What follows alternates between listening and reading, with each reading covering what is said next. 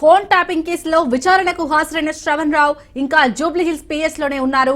Phone tapping కేసులో 2 గంటలకు పైగా విచారణ కొనసాగుతోంది. ఎస్ఐపీ మాజీ చీఫ్ ప్రభాకర్ రావుతో శ్రవణ్ రావుకు ఉన్న సంబంధాలపై సిట్ అధికారులు ఆరా తీస్తున్నారు. అలాగే ఎన్నికల సమయంలో కొందరు కీలక నేతల ఫోన్లు ట్యాప్ చేయాలనే ఆదేశాలు ఎవరి ద్వారా వచ్చేవంటూ ప్రశ్నిస్తున్నట్లు సమాచారం.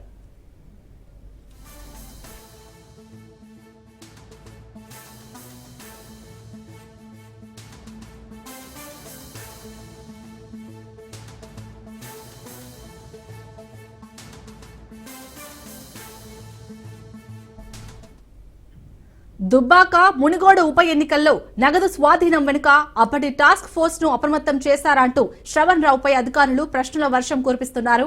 అదేవిధంగా ట్యాపింగ్ చేసేందుకు సాంకేతిక పరికరాలు విదేశాల నుంచి కొనుగోలు చేశారా, ఒకవేళ కొనుగోలు చేస్తే ఆ ఆదేశాలు ఇచ్చింది ఎవరని క్వశ్చన్ చేసినట్లు తెలుస్తోంది. ఎస్ఐబి మాజీ డీఎస్పీ ప్రణీత్ రావు టీమ్స్ ఏర్పాటు వెనుక పాత్రపై ఆరా తీస్తున్నారు. ఇక అసలు ప్రభుత్వంతో ప్రత్యక్ష ప్రమేయం లేనప్పుడు ఫోన్ ట్యాపింగ్ లో ఎందుకు ఇన్వాల్వ్ అయ్యారని పోలీసులు శ్రవణ్ రావును ప్రశ్నిస్తున్నారు.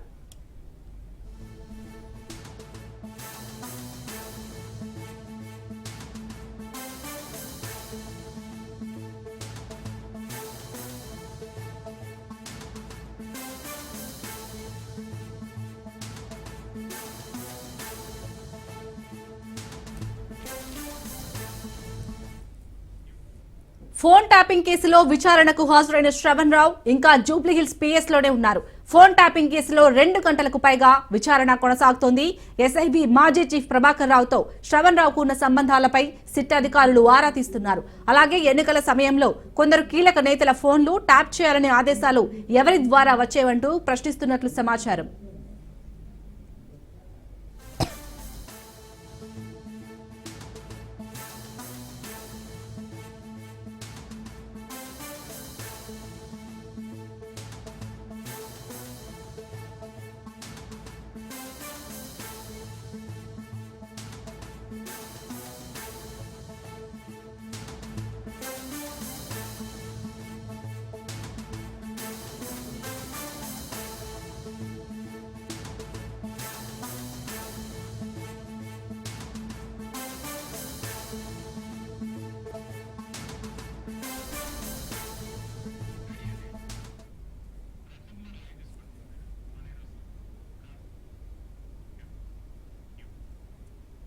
రైట్, ఫోన్ ట్యాపింగ్ కేసులోని శ్రవణ్ రావు విచారణకు సంబంధించి పూర్తి డీటెయిల్స్ మా ప్రతినిధి రత్నకుమార్ అందిస్తారు. రత్నకుమార్, చెప్పండి, దాదాపు 2 గంటలకు పైగా శ్రవణ్ రావు విచారణ కొనసాగుతుంది. ఈ విచారణలో ఎలాంటి క్వశ్చన్స్ వేసే ఛాన్స్ ఉంది? అప్డేట్స్ ఏంటి ఇప్పటి వరకు?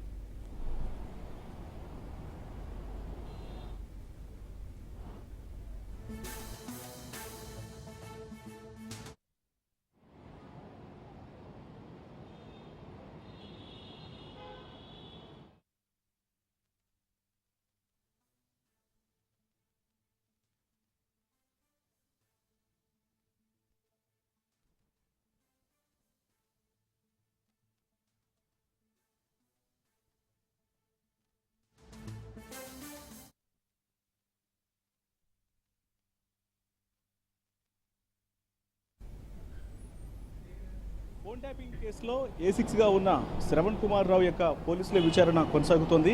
గత 2 గంటలుగా పోలీసులు ఇన్వెస్టిగేషన్ టీం ప్రజెంట్ శ్రవణ్ రావును జూబ్లీహిల్స్ పోలీస్ స్టేషన్లో విచారిస్తూ ఉన్నారు. అయితే పోలీసు యొక్క ఫోన్ ట్యాపింగ్ కేసుకు సంబంధించి శ్రవణ్ రావు యొక్క పాత్ర మీద ప్రస్తుతం యొక్క ఇన్వెస్టిగేషన్ అనేది కొనసాగుతుంది. ఎందుకంటే 2000 అంటే గత సంవత్సరం నమోదైనటువంటి కేసుకు సంబంధించి మార్చి 10వ తేదీన ఆయన మీద కేసు నమోదైంది. ఈ కేసులో ముఖ్యంగా గత ప్రభుత్వ హయాంలో గత ప్రభుత్వానికి మద్దతు చేకూరుస్తూ తను అనేక మంది అప్పుడు ప్రతిపక్షంలో ఉన్నటువంటి అనేక మంది కీలక నేతల యొక్క ఫోన్లు ట్యాప్ అవడంలో శ్రవణ్ కుమార్ రావు యొక్క పాత్ర అనేది చాలా కీలకంగా ఉన్నటువంటి ఆరోపణల నేపథ్యంలోనే ఆయన మీద కేసు నమోదైంది. సో వీటన్నిటికి సంబంధించి కూడా ప్రజెంట్ ఇన్వెస్టిగేషన్లో భాగంగా పోలీసులు ఆరా తీస్తున్నారు. ఇక తనను అనేక కీలక ప్రశ్నలు కూడా అడిగి తెలుసుకుంటున్నట్టు తెలుస్తుంది. ప్రజెంట్ మనం ఇటు ఇన్వెస్టిగేషన్ జరుగుతున్నటువంటి సిట్ కార్యాలయం పంజగుట్ట ఇటు జూబ్లీహిల్స్ పోలీస్ స్టేషన్ దగ్గరే ఉన్నాం. అయితే విచారణలో భాగంగా అప్పటి మాజీ చీఫ్ ఎస్ఐబికి మాజీ చీఫ్గా వ్యవహరించినటువంటి ఆ ప్రభాకర్ రావుతో శ్రవణ్ కుమార్ రావు యొక్క పాత్ర అనేది ఏ రకంగా ఉంది, అసలు పరిచయం అనేది ఎలా ఏర్పడింది అనేటువంటి విషయాలను అడిగి తెలుసుకుంటూ ఉన్నారు. ఎందుకంటే డైరెక్ట్గా అప్పటి నేతల నుంచి శ్రవణ్ కుమార్ రావు ద్వారానే ఎస్ఐబికి కొన్ని డైరెక్షన్స్ అనేవి వెళ్ళినటువంటి ఆరోపణలు కూడా ఉన్నాయి. ఎవరెవరి ఫోన్లు ట్యాప్ చేయాలి అనేటువంటి పూర్తి ఆదేశాలు కూడా శ్రవణ్ కుమార్ రావే ఇటు ఎస్ఐబికి సూచించేవాడు. ఆయన ఆదేశాల ప్రకారమే ఎస్ఐబి అధికారులు కొంతమంది అప్పుడు ప్రతిపక్షంలో ఉన్నటువంటి కొంతమంది కీలక నేతల యొక్క ఫోన్లను ట్యాప్ చేసినటువంటి ఆరోపణల నేపథ్యంలో ఆయన యొక్క పాత్రకు సంబంధించి కూడా ప్రస్తుతం పోలీసులు ఇన్వెస్టిగేషన్లో అడిగి తెలుసుకుంటూ ఉన్నారు. మరోవైపున ఒక మీడియా సంస్థకు యజమానిగా వ్యవహరించినటువంటి శ్రవణ్ కుమార్ రావు ఎందుకు ఆ మీడియా సంస్థలోనే వార్ రూమ్లను ఏర్పాటు చేసి ఎక్కడెక్కడ మొత్తం ఎంతమంది టీమ్స్ను ఫామ్ చేశాడు, ఇటు హైదరాబాదు కేంద్రంగా కావచ్చు లేకపోతే ఇతర ప్రాంతాల్లోనూ సర్వర్ రూమ్లను వార్ రూమ్లను ఏర్పాటు చేసి ఎన్ని బృందాలను ఏర్పాటు చేసి ఫోన్ ట్యాపింగ్లో కీలకంగా వ్యవహరించేటటువంటి ఇన్ఫర్మేషన్ కూడా ప్రస్తుతం ఈ ఇన్వెస్టిగేషన్లో భాగంగా పోలీసులు అడిగి తెలుసుకున్నటువంటి పరిస్థితి ఉంది. ఇక ఇదిలా ఉంటే అప్పటి ఎస్ఐబికి చీఫ్ అటు డిఎస్పీగా వ్యవహరించినటువంటి ప్రణీత్ రావుతో ఉన్నటువంటి సంబంధాలు, ఎందుకంటే శ్రవణ్ కుమార్ రావు యొక్క పేరు అనేది మనకు మొదటిసారి బయటకు వచ్చింది అప్పుడు ఎస్ఐబిలో అటు డిఎస్పీగా పనిచేసినటువంటి ఆ ప్రణీత్ రావు ద్వారానే శ్రవణ్ కుమార్ రావు యొక్క పేరు అనేది కూడా వెలుగులోకి వచ్చింది. సో అతనితో డైరెక్ట్గా ఉన్నటువంటి కనెక్షన్స్ ఏంటి, ఎటువంటి ఇంటరాక్షన్స్ అనేవి ఇద్దరి మధ్య జరిగినటువంటి విషయాలు కూడా ప్రస్తుతం పోలీసులు ఆరా తీస్తూ ఉన్నారు. వీటన్నిటి మీద కూడా అడిగి తెలుసుకున్నటువంటి పరిస్థితి ఉంది. ఇక ఇదిలా ఉంటే ఆ సమయంలో అంటే ఉప ఎన్నికల సమయంలో ఇటు దుబ్బాక ఉప ఎన్నిక అలాగే మునుగోడు ఉప ఎన్నికల సమయంలో నగదు ట్రాన్స్పోర్ట్కు సంబంధించి నేతలు ఒక ప్రాంతం నుంచి మరొక ప్రాంతానికి ఎన్నికల సమయంలో వాడాల్సినటువంటి నగదు మొత్తాన్ని కూడా పట్టుకునేందుకు అప్పుడు టాస్క్ ఫోర్స్ డీసీపీగా వ్యవహరించినటువంటి రాధాకిషన్ రావుకు సమాచారం అనేది ఇటు శ్రవణ్ కుమార్ రావు ద్వారానే వెళ్ళింది. ఎప్పటికప్పుడు వాళ్ళ ఫోన్లు మూడు ట్యాపింగ్ చేసి దాని ద్వారా ఇటు టాస్క్ ఫోర్స్ వాళ్లకు సమాచారం ఇచ్చినటువంటి ఆరోపణలు కూడా ఉన్నాయి. కాబట్టి సో ఇందులో శ్రవణ్ కుమార్ రావు యొక్క పాత్ర అనేది ఎంత కీలకంగా ఉంది, అసలు అతని ఇన్వాల్వ్మెంట్ ఏంటి అనేటువంటి విషయాలను కూడా ప్రజెంట్ యొక్క ఇన్వెస్టిగేషన్లో అడిగి తెలుసుకున్నటువంటి పరిస్థితి ఉంది.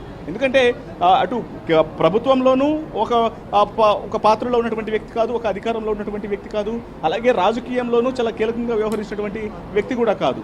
ఒక ఛానల్కు ఎండీగా మాత్రమే వ్యవహరించినటువంటి వ్యక్తి ఎందుకు ఆయన ఈ ఫోన్ ట్యాపింగ్ కేసులో ఇన్వాల్వ్ అవ్వాల్సి వచ్చింది, ఎవరు తనని సెలెక్ట్ చేసుకున్నారు, ఎవరి ద్వారా ఎవరి ఆదేశాల మేరకు ఈ వ్యవహారం అంతా నడిపించాడు అనేటువంటి పూర్తి విషయాలను కూడా ప్రస్తుతం ఇన్వెస్టిగేషన్లో భాగంగా పోలీసులు ఆరా తీస్తూ ఉన్నారు. తనకి దాదాపు 2 గంటల పాటు యొక్క ఇన్వెస్టిగేషన్ అనేది కొనసాగుతుంది. ఇక మరికొన్ని గంటల పాటు విచారించినటువంటి అవకాశాలు ఉంటాయి. ఎందుకంటే దాదాపు సంవత్సరం తర్వాత కేసు నమోదైన సంవత్సరం తర్వాత ఇప్పుడు శ్రవణ్ కుమార్ రావు పోలీస్ ఇన్వెస్టిగేషన్కు ఈ ఫోన్ ట్యాపింగ్ కేసులో అందుబాటులోకి వచ్చాడు. కాబట్టి జరిగినటువంటి అంటే ఎవరెవరైతే ఇప్పటికే శ్రవణ్ కుమార్ రావు పేరు చెప్పి తర్వాత జైలుకి వెళ్ళి తర్వాత బెయిల్ మీద బయటకు వచ్చినటువంటి వ్యక్తులు ఎవరైతే ఉన్నారో వాళ్లతో ఉన్నటువంటి గతంలో ఎస్ఐబిలో కీలకంగా వ్యవహరించినటువంటి పోలీస్ ఆఫీసర్లతో తినుకున్నటువంటి పాత్ర, అలాగే ఎస్ఐబి మాజీ చీఫ్ ప్రభాకర్ రావుతో ఉన్నటువంటి సంబంధాలు, అసలు ఏర్పడినటువంటి పరిచయం, వీటన్నిటి మీద కూడా ప్రస్తుతం ఆరా తీస్తూ ఉన్నారు. రైట్ రత్నకుమార్, ఇంకా ఎంతసేపు విచారణ చేసే అవకాశం ఉంది?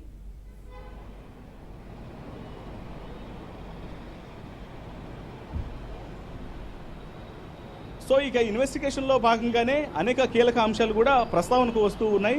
ముఖ్యంగా ఈ ఇప్పుడు ప్రజెంట్ ఒక ప్రత్యేక దర్యాప్తు బృందం అనేది ఏర్పాటైన తర్వాత పోలీసులు చాలా కీలకంగా తీసుకున్నారు. ముఖ్యంగా దీనికి జూబ్లీహిల్స్ ఒకవైపున ఇన్వెస్టిగేషన్ ఆఫీసర్గా ఒక ఏసీపీ స్థాయి అధికారి వెంకటరెడ్డి ఉన్నారు.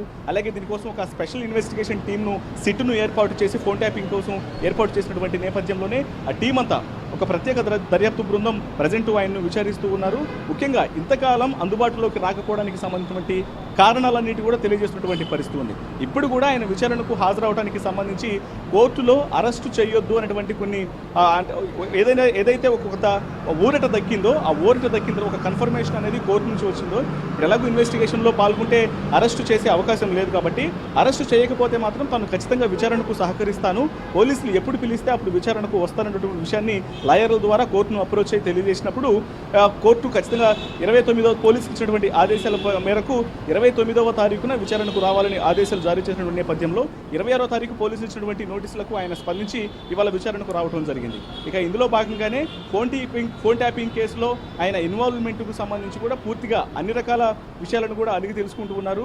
ముఖ్యంగా రాష్ట్ర వ్యాప్తంగా జరిగినటువంటి ఫోన్ ట్యాపింగ్ కేసులలో ఏ కీలక వ్యక్తులు అంటే అందరినీ ఫోన్ ట్యాపింగ్ చేయడంలో కీలక పాత్ర అనేది శ్రవణ్ రావుదే ఉందా, లేకపోతే కొంతమంది కీలక వ్యక్తులను మానిటరింగ్ చేయడంలో మాత్రమే ఆయన యొక్క ప్రమేయం ఉందా అనేటువంటి డీటెయిల్స్ కూడా ఇప్పుడు ఇన్వెస్టిగేషన్లో భాగంగా సిట్ అధికారులు శ్రవణ్ కుమార్ రావు నుంచి రాబడుతున్నటువంటి పరిస్థితి ఉంది.